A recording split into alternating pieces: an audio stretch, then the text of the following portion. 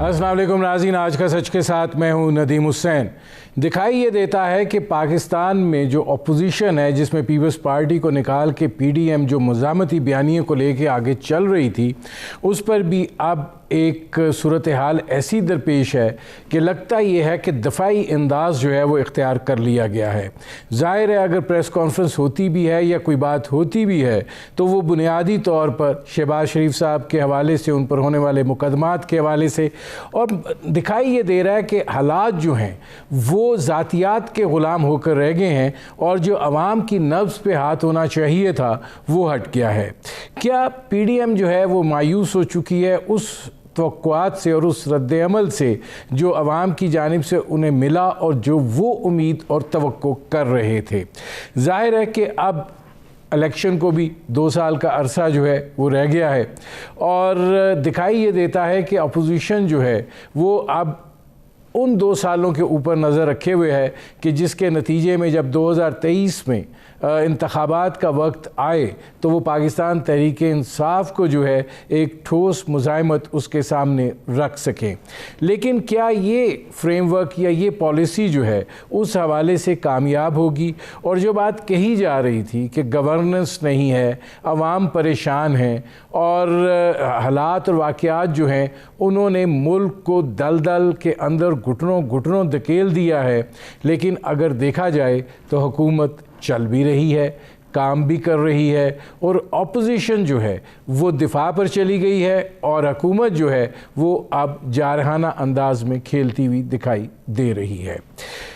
ये वो सूरत हाल है, इस पर भी बात करेंगे और इसके साथ साथ जो पाकिस्तान की इस वक्त मुआशी सूरत हाल है जिसके ऊपर अपोजिशन जो है उसका अपना एक मौक़िफ़ है, गो कि हुकूमत उसको तस्लीम करने के लिए तैयार नहीं है और वो ये बात कह रहे हैं कि हम जहाज़ को जो है वो तूफ़ान में से निकाल कर ले आए हैं और अब जो कोरोना के हवाले से $2 अरब से ज़ायद जो IMF से आने वाला है, यकीनन वो भी एक बहुत बड़ा रिलीफ़ है जो हुकूमत को मिलने जा रहा है और अगर कोई मसला है तो उसमें भी आसानी पैदा हो जाएगी।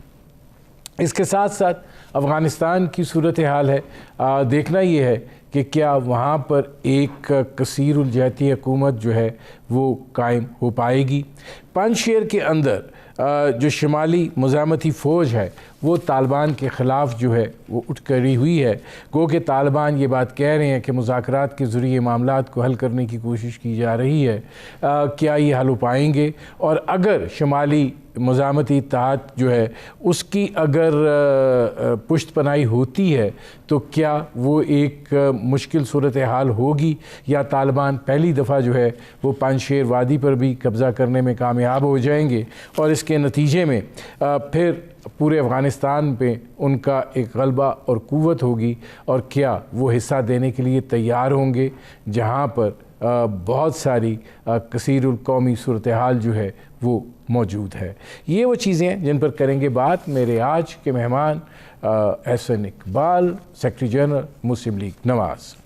एहसन इकबाल साहब, पहले तो यहाँ से शुरू करें। पीडीएम का इजलास भी होता है, उसमें से कोई जलसा निकल आता है, बहुत जज्बा आप में पाया जाता था कि हुकूमत जो है उसको गिरा देंगे, हटा देंगे, तारीख़ें भी आती थी, लेकिन अब दिखाई ये देता है कि आपने भी हालात से समझौता कर लिया है और यही सोच रहे हैं कि ठीक है अब 2023 के जब इंतखाबात आते हैं तो फिर देखा जाएगा क्या कर रहा है। नदीम साहब, जैसे आपको मालूम है कि जब पीडीएम का क़याम अमल में आया गुज़श्ता साल 20 सितंबर को, तो उसके बाद एक भरपूर अवामी राब्ता मुहिम चलाई गई और हम तकरीबन मार्च के इख्तिताम पर एक फ़ैसला कुन लॉन्ग मार्च की तैयारी कर चुके थे। उस मौके पर पाकिस्तान पीपल्स पार्टी और ANP ने उस जद्दोजहद का साथ ना देने का फ़ैसला किया। उससे यकीनन हमें धचका लगा, लेकिन अब जो बाकी मानदा 8 जमातें हैं पीडीएम की, उनके अंदर एक बहुत हम आहंगी है, उनके अंदर बहुत सियासी तौर पे यकसानियत है कि मुल्क को कैसे आगे लेकर जाना है और आइन की हुक्मरानी और बालादस्ती की जद्दोजहद को फैसला कुन जद्दोजहद बनाना है। तो इसलिए अब पीडीएम ने दोबारा अपनी सरगर्मियों का आगाज़ किया। 29 अगस्त को कराची में एक बहुत बड़ा जलसा होगा। उसके बाद हमारी दीगर जो सूबे हैं और मुल्क के दीगर बड़े शहर हैं उनके अंदर भी प्रोग्राम होंगे। और साथ ही साथ हम मीडिया के साथ, सहाफ़ी कारकुनों के साथ भी उनकी जिद्दोजहद में उनका साथ देंगे, जो कि हुकूमत एक ऑर्डिनेंस के ज़रिए अथॉरिटी बना के मीडिया की आज़ादी सल्ब करना चाहती है। और इसी तरह जो इस वक्त वकला भी अदलिया की आज़ादी की जिद्दोजहद कर रहे हैं, उसमें भी हम उनका भरपूर साथ देंगे। तो आप देखेंगे कि आने वाले दिनों में आइन की हुक्मरानी की जिद्दोजहद सिर्फ सियासी जमातों तक महदूद नहीं रहेगी। इसमें पाकिस्तान का हर वो शहरी, हर वो तबका जो इस मुल्क को कायद-ए-आज़म के विजन पर रूल ऑफ लॉ के तहत आइन की हुक्मरानी, खुद मुख्तार पार्लियामेंट, आज़ाद अदलिया और एक मजबूत मुआशी निज़ाम देखना चाहता है जिसमें आवाम को, गरीबों को, मजदूरों को उनके हकूक़ मिल सकें, वो शामिल होंगे। एहसन इकबाल साहब, ये फरमाइएगा, अगर हम अपनी तारीख़ पर नज़र डालें, ठीक है तारीख़ जो भी है, आज के दिन तक भी अगर आ जाएं, तो क्या किसी पार्टी के अंदर ये वाकई शिद्दत के साथ ये निस्बुल ऐन है कि मुल्क को आइन और कानून के मुताबिक चलाना है? आज तक तो किसी ने नहीं चलाया। देखिए, जो गुज़श्ता 73 साल का तजुर्बा है, उसकी रोशनी में आज बड़ी हद तक कंसेंसस पैदा हो चुका है। और पीडीएम के अंदर जितनी जमातें शरीक हैं उन सब में यही कदर मुश्तरक है कि पाकिस्तान एक फेडरेशन है, और अगर इस फेडरेशन को हम मजबूत देखना चाहते हैं और उन चैलेंजेस का मुकाबला करना चाहते हैं जो हमारे इलाके में, खित्ते में, हमारे गिरदो नवा हम पर मंडला रहे हैं, उसका एक ही रास्ता है कि पाकिस्तान की रियासत को उन असूलों के ऊपर उठाया जाए, उन असूलों पे मजबूत किया जाए जो आम शहरी और रियासत के दरमियान आला इक़दार का रोमांस पैदा करते हैं। देखिए, कभी कोई रियासत जबर के साथ नहीं चल सकती, कभी कोई रियासत ताकत के साथ नहीं चल सकती। रियासत मजबूत होती है जब शहरियों का रियासत से ताल्लुक़ कुछ वैल्यूज़ के ऊपर हो, रूल ऑफ लॉ हो, इंसाफ हो, उनके मुआशी हकूक़ का तहफ़्फ़ुज़ हो। और ये सब कुछ पाकिस्तान का आइन पाकिस्तान के अवाम को देता है, उनका जो इजहार। अच्छा, इसमें एक और सवाल है एहसन इकबाल साहब जी। एहसन इकबाल साहब, ये फरमाइएगा कि जैसे आपने कहा कि हम लॉन्ग मार्च की तरफ जा रहे थे, आप क्या ये समझते हैं कि पीपल्स पार्टी के बग़ैर आप मौसर तरीके से एहतजाज को लेकर आगे नहीं बढ़ सकते? आप उनके बग़ैर कोई तहरीक या एहतजाजी अमल जो है उसको नहीं चला सकते? क्योंकि अब तो पीडीएम का रवैया भी इस तरह का हो गया है कि हुकूमत जो है वो बिल्कुल मुतमईन है, पुरसकून है, और अपोजिशन जो उसके लिए चैलेंज बना करती थी, दिखाई ये देता है कि इस वक्त हुकूमत को वो उस हद तक भी वो चैलेंज दरपेश नहीं है। नहीं, ये दुरुस्त नहीं है। देखिए, जो पीपल्स पार्टी का अलहदा होने से सेटबैक हुआ वो ये था कि तमाम अपोजिशन जमातें पीडीएम में मुत्तफिक थीं कि लॉन्ग मार्च के साथ हमें इज्तमाई तौर पे इस्तीफ़े दे देने चाहिए। अगर इस वक्त जो तकरीबन 800 के करीब सूबाई और कौमी असम्बली की नशस्तें हैं, उनमें तकरीबन 400 से ज़्यादा अपोजिशन की नशस्तें थीं, वो सारी अगर मुस्ताफ़ी हो जाती तो इतने बड़े पैमाने पे फिर ज़िमनी इलेक्शन नहीं हो सकता था, वो फिर नया जनरल इलेक्शन ही होना था। तो पीपल्स पार्टी ने उस वक्त हमारा साथ ना देके, जबकि 9 जमातें एक तरफ थीं, उसने तनहा उसको वीटो करके इस हुकूमत को एक नई लीज ऑफ लाइफ दी है। ये उनकी अपनी सियासत हो सकती है, उनके अपने मकासद हो सकते हैं, हमें नहीं मालूम कि उसके पीछे क्या मुहर्रकात थे।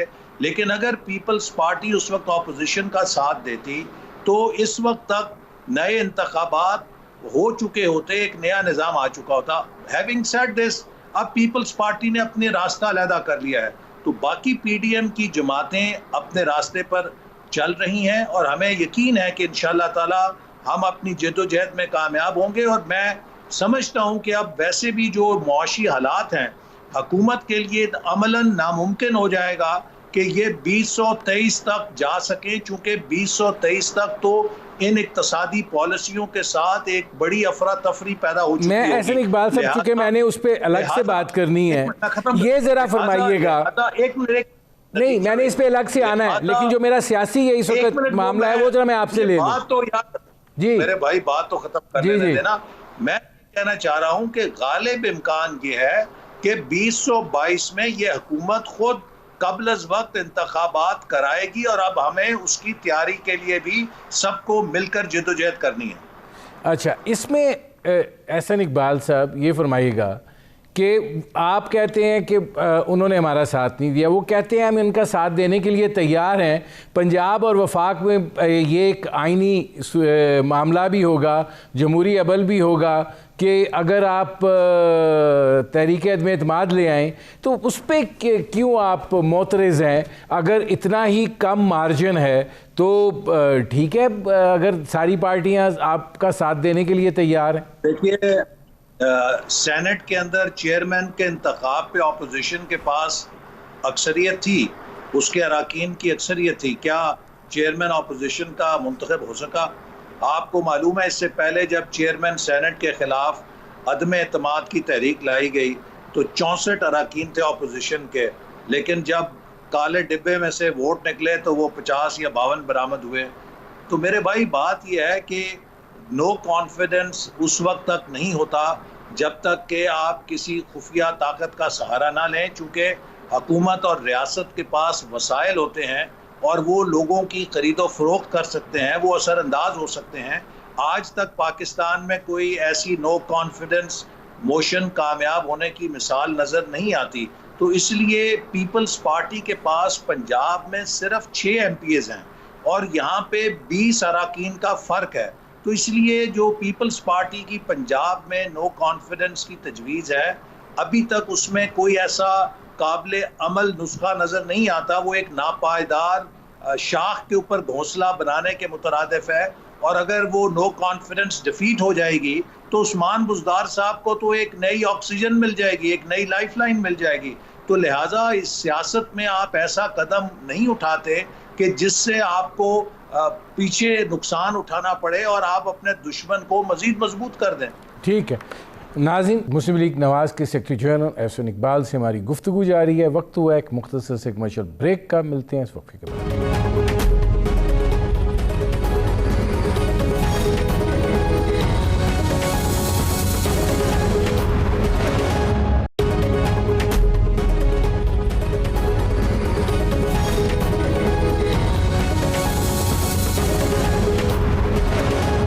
Welcome back. अब एहसन इकबाल साहब, आपने थोड़ा सा जिक्र किया था ब्रेक पर जाने से पहले कि ये हुकूमत जो है अपनी इक्तिसादी पॉलिसीज़ की बिना पर 2023 तक नहीं जा सकती है, लेकिन इस वक्त तक की जो सूरत हाल है उसके अंदर हुकूमत जो है ज़ाहिर है माजी में भी इसी तरीके के ऑक्सीजन प्रोवाइड होती रही, कहीं ना कहीं से इमदाद आती रही, अब कोरोना के सिलसिले में आ रही है, हमारी तरसीलात ज़र आ रही हैं, एक गहमा गहमी की जो सूरत हाल है मार्केटों में और बाकी मामलात में। तो वो जो एक आप बात कर रहे हैं कि इसके नतीजे में ये 2023 तक नहीं जा सकते, तो वो तो ऐसे दिखाई देता है कि वो थोड़ा सा हकीकत से दूर है और ज़्यादा सियासी बयान है। ये 2023 तक बड़े आराम से हुकूमत करेंगे। नदीम साहब, आप चूँकि इकनॉमिक्स का ख़ुद भी काफ़ी मालूमात रखते हैं और एक पस मंज़र रखते हैं, आप मुझे बताइए कि अगर जो नक्शा आपने खींचा है वो दुरुस्त होता तो 2 महीने के अंदर 10 रुपए की डिवैल्यूएशन क्यों कर हो गई है? आज से 2 महीने पहले डॉलर के मुकाबले में रुपए की कीमत जो है 154-155 रुपए थी, आज 165 और 66 का हो गया है। ये इतना बड़ा शौक है 10 रुपए की डिवैल्यूएशन, जिसके साथ आप देखेंगे कि आने वाले दिनों में महंगाई का एक नया सुनामी बर्पा होगा, क्योंकि हमारी जो मईशत का स्ट्रक्चर है उसमें ज़्यादातर इन्हिसार इम्पोर्टेड गुड्स के ऊपर होता है। एहसन इकबाल साहब, ऐसे यहाँ पे एक चीज़ मैं कोट करना चाह रहा हूँ, आपके लिए आसानी शायद हो जाए। मेरे साथ डॉक्टर हफीज़ पाशा थे, उन्होंने कहा कि आइंदा जो 2-3 महीने हैं उनमें डॉलर 175 रुपये या इससे भी ज़ायद जाने की उनको उम्मीद थी। जी, तो अब आप अंदाज़ा कीजिए कि अगर 10 रुपए मज़ीद डिवैल्यूएशन हो जाती है, तो इसके जो असरात मुल्क की मईशत पर होंगे, महंगाई की जो लहर बर्पा होगी, हमारे जो कॉस्ट ऑफ प्रोडक्शन है वो बढ़ जाएगी, और इससे बढ़कर ये कि पाकिस्तान का जो कर्ज़ों का बोझ है, उसमें अभी 10 रुपए होने से 1170 अरब रुपया, 1 खरब 170 अरब रुपया बोझ कर्जों का बैठे बिठाए बढ़ गया है। और इसी तरह मजीद अगर इसमें 10 रुपए की डिवैल्यूएशन होती है तो उतना ही मजीद दुगना हो जाएगा ये कर्जों का बोझ। तो ये सारे वो डिस्टॉर्शंस हैं कि जो इस बात की अलामत है कि इस हुकूमत की अभी तक मुआशी जो पॉलिसियाँ हैं वो कारगर नहीं हैं। और जो आप रेल पेल बता रहे हैं इस वक्त पैसे की, वो रेल पेल सिर्फ वो है कि जो अमीरों की मईशत है उनको इस हुकूमत ने नवाजा है, माफियाज को नवाजा है, ब्लैक मनी को वाइट करने की स्कीमें दी हैं। तो जो काला धन है वो सफ़ेद कर रहे हैं, चाहे वो रियल स्टेट सेक्टर के माफियाज हैं, चाहे वो शुगर माफियाज हैं। तो इस वक्त माफियाज दोनों हाथों से लूट रहे हैं, लेकिन गरीब आदमी, एक आम आदमी, अगर आप उससे पूछिए, अपने प्रोग्राम के जरिए आप पूछें, मैं लोगों से अगर सवाल करूं, अपने आप कैमरामैन से पूछें, चौकीदार से पूछें, ड्राइवर से पूछें, वो आपको बताएगा कि 10 तारीख के बाद लोगों की कुव्वत खरीद जवाब दे जाती है। बिजली का बिल वो दे देते हैं, उसके बाद उनके पास कुछ नहीं बचता, बच्चों की फीस देने के पैसे नहीं बचते। और अब तो मुर्गी जो है वो 500 रुपए किलो गोश्त मिलता है, घी जो है, जो एडिबल ऑयल है, वो 350 350 रुपए किलो पे चला गया है। तो ये इस महंगाई की सुनामी के अंदर आप लोगों को सोने की सड़कें भी बना दें, लेकिन जब लोग रोटी नहीं खा सकते, लोग रोजगार नहीं ले सकते, तो इन चीज़ों का कोई फायदा नहीं होगा। नहीं, एहसन इकबाल साहब, ये फरमाइएगा कि जो पैरामीटर्स होते हैं, बुनियादी तौर पे हम अहदाफ जो हैं उनका बड़ा जिक्र करते हैं, हर वज़ीर ख़जाना जो है वो उसका जिक्र करता है, और ज़ाहिर है शौकत तरीन साहब जो हैं वो भी उसी अमल को रवा रखे हुए हैं कि जो आपके कागज़ के ऊपर जो एदाद व शुमार हैं उनकी बुनियाद के ऊपर वो ये बात कहते हैं कि मईशत जो है वो सेहतमंद है। नीचे जो महंगाई की आप बात कर रहे हैं या बाकी चीज़ों की बात कर रहे हैं, अगर ये इतनी बेचैनी है तो उस बेचैनी का इजहार जो है वो किसी तरफ से दिखाई क्यों नहीं दे रहा?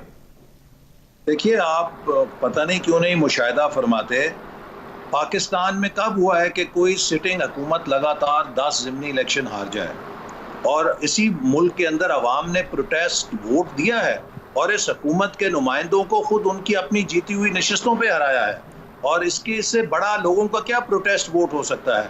और आप इसको देख रहे हैं कि जो कागज़ के ऊपर ये मुआशी अपने अदाद शुमार का गोरख धंधा बताते हैं, कौन से बड़े बड़े अदाद शुमार हैं कि जिससे आप मईशत की सेहत को जान सकते हैं? एक पैमाना होता है टैक्स रेवेन्यू का, तो आप मुझे बताइए कि क्या टैक्स टू जीडीपी रेशियो में इजाफा हुआ है या कमी हुई है? पिछले 3 सालों में कमी हुई है। दूसरा पैमाना होता है एक्सपोर्ट्स का। आज भी हमारी एक्सपोर्ट्स तकरीबन 2018 की जो एक्सपोर्ट फिगर थी उसके लगभग चल रही हैं। आज भी हम 2018 से आगे नहीं बढ़ सके, इसके बावजूद कि हमने 40% से ज़्यादा डिवैल्यूएशन कर दी है। दूसरा एक अहम पैमाना होता है फॉरेन डायरेक्ट इन्वेस्टमेंट का। अभी अदाद व शुमार आए हैं कि उसमें मजीद 39% कमी हो गई है फॉरेन डायरेक्ट इन्वेस्टमेंट में। सरमायाकार भी पाकिस्तान की तरफ रुजू नहीं कर पा रहे। फिर पैमाना होता है इन्फ्लेशन का। हमारे 5 सालों में 5.5% औसत शरह थी अफरात ज़र की, अब ये डबल डिजिट के अंदर हम जा रहे हैं। तो मुझे नहीं मालूम कि वज़ीर ख़जाना को कौन से फिगर्स हैं जिनसे वो सेहत मईशत की तसल्ली बख्श करार दे रहे हैं। एहसन इकबाल साहब, मुझे एक ब्रेक लेना पड़ रहा है। नाज़रीन, मुस्लिम लीग नवाज़ के सेक्रेटरी जनरल एहसन इकबाल से हमारी गुफ्तगू जारी है। वक्त हुआ एक मुख्तसर से कमर्शियल ब्रेक का, मिलते हैं इस वक्फे के बाद।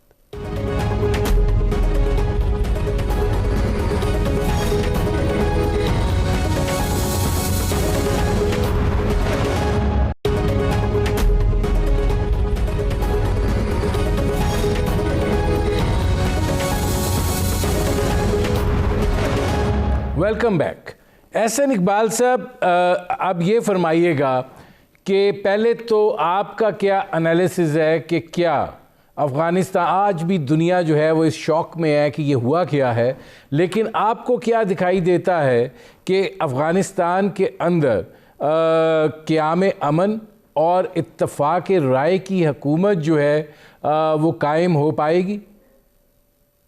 देखिए, हमारी दुआ है और हम सब इस बात के मुतमन्नी हैं कि अफ़गानिस्तान, जिसने पिछले कई अशरों से तकरीबन 1979 से एक वहाँ पर जंग की कैफियत है, जब सोवियत यूनियन ने ऑक्यूपेशन की, लगातार उसके बाद वहाँ पर कभी अमन नहीं आया और किसी न किसी तरह पहले सोवियत यूनियन ने ऑक्यूपेशन के ख़िलाफ़ जंग रही, फिर जब अमेरिका ने वहाँ पे 9/11 के बाद हमला किया तो उसके ख़िलाफ़ एक जंग की कैफियत रही, तकरीबन 20 साल चलती रही। तो हम दिल से चाहते हैं कि वहाँ पे अमन हो, चूँकि पाकिस्तान की अपनी सलामती और तरक्की के लिए बेहद ज़रूरी है कि एक पुरअमन अफ़गानिस्तान उसके हमसाये में हो। अलबत्ता इसकी कुंजी खुद अफ़गानिस्तान की क़ियादत के हाथ में है। पाकिस्तान इस मौके पर किसी की साइड लेना अफोर्ड नहीं कर सकता और हम मुतमन्नी है कि वहाँ की जो इस वक्त बड़ी खुशाइंद पेशरफ्त है कि मुख्तलिफ धड़े आपस में मिल रहे हैं, बातचीत कर रहे हैं। लेकिन इसके साथ साथ मैं ये ज़रूर नदीम साहब कहना चाहूँगा कि जबकि हमारे ख़ित्ते में इतना बड़ा वाक़या हुआ है और दुनिया सारी मुतवज्जे है, अफ़गानिस्तान से बराह रास्त जो मुल्क मुतासिर होता है, जिसने उसके मुहाजिरीन को पनाह दी, और अगर आइंदा भी कोई ऐसी सूरत खुदा ना खास्ता हुई तो हम ही उसका बोझ उठाएंगे। पाकिस्तान को सिक्योरिटी काउंसिल इजाज़त नहीं देती कि अफ़गानिस्तान की बहस के अंदर वो शरीक हो सके। हमारे वज़ीर ख़ारजा साहब ऐसे खड़े होके बोलते हैं कि जैसे किसी वो यतीम खाने के वज़ीर ख़ारजा हों। वो जी हमारी तो कोई बात ही नहीं सुन रहा, हमें तो कोई क्रेडिट ही नहीं दे रहा, हम तो जी बड़े इस वक्त रंजीदा हैं। भाई, आप एक एटमी ताकत के वज़ीर ख़ारजा हैं, अगर आपकी कोई बात नहीं सुन रहा तो खुदा के लिए उसका इश्तिहार तो ना लगाएं। ये कैसे नालायक लोग। एहसन इकबाल साहब जी, एहसन इकबाल साहब, आप लोगों को अफ़गानिस्तान की इस सूरत हाल से पहले एक इन कैमरा ब्रीफिंग दी गई थी।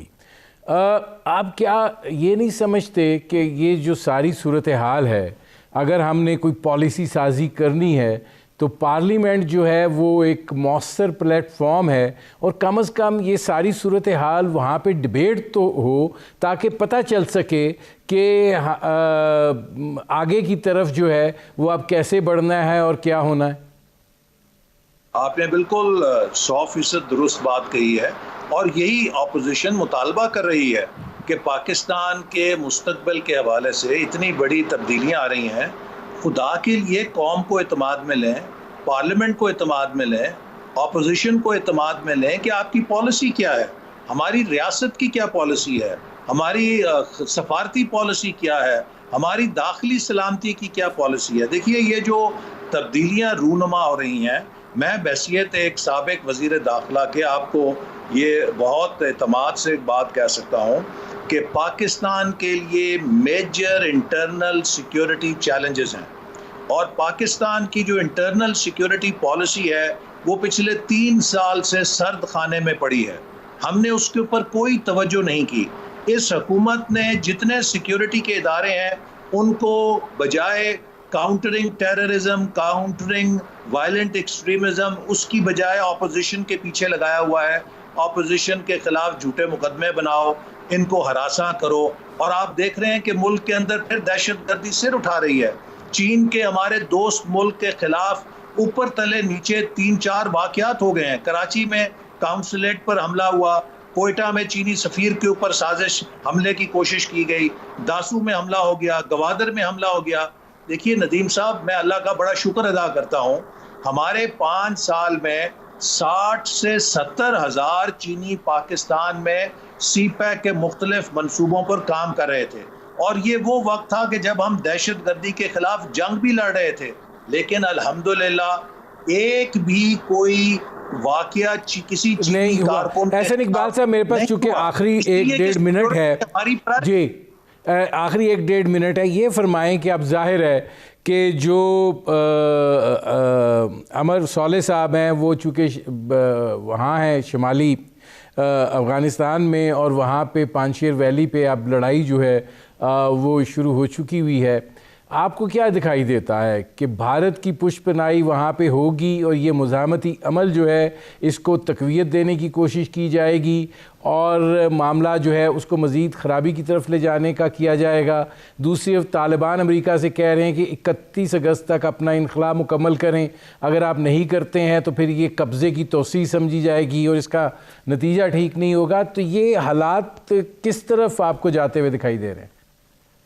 देखिए, जैसे मैंने कहा कि इस वक्त बदकिस्मती से अफ़गानिस्तान पिछले कई अशरों की लड़ाई से और वहाँ पर मुख्तलिफ जो गैर ममालिक की अफवाज थे और गैर ममालिक की एजेंसियाँ मुतहर्रिक थीं, एक बहुत पुरख़तर इलाका है। वहाँ पर आसान नहीं है अमन को बहाल करना।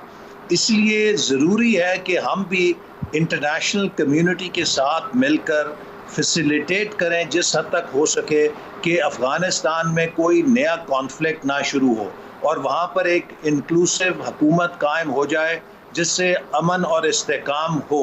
यकीनन भारत बहुत इस वक्त ख़ुद को समझता है कि उसका लॉस हुआ है अफ़गानिस्तान में, कि उसकी एक फ्रेंडली हुकूमत जो है वो चली गई है और वो वहाँ पे हर लिहाज से मुदाखलत करने की कोशिश करेगा। लेकिन ये हमारी जिम्मेदारी है कि हम इंटरनेशनल कम्युनिटी के साथ, बजाय ये कि ये रोना रोएं कि हमारी कोई बात नहीं सुनता, हम मौसर सफारतकारी के ज़रिए अफ़गानिस्तान में क़याम अमन के लिए और एक इंक्लूसिव हुकूमत के क़याम को जल्द अज जल्द मुमकिन बनाने के लिए अपना प्रोएक्टिव रोल अदा करें। मेरे प्रोग्राम का वक्त ख़त्म हो रहा है। बहुत शुक्रिया एहसन इकबाल साहब। नाज़रीन, ये थे मुस्लिम लीग नवाज़ के सेक्रेटरी जनरल एहसन इकबाल। आपने उनकी गुफ्तगू सुनी। अब तक के लिए इतना ही, इजाज़त दीजिए। अल्लाह हाफ़िज़।